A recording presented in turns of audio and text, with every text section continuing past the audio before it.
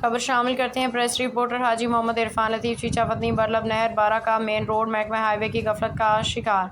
सोलंग तबाहाली में तब्दील आवाम को शदीद मुश्किलात। चीचावतनी के बरलब नहर बारा के सैकड़ों देहात को आपस में मिलाने वाला मेन रोड जो कारपेट सड़क के साथ सोलंग समेत तामीर किया गया था, महकमा हाईवे की मुसलसल गफलत के बायस खस्ता हाली का शिकार हो चुका है। कई जगहों पर सोलंग की ईंटें उखड़ चुकी हैं, गड्ढे पड़ चुके हैं। बारिशों के बायस किनारों से मिट्टी बह जाने की वजह से सड़क का ढांचा भी कमज़ोर हो गया है।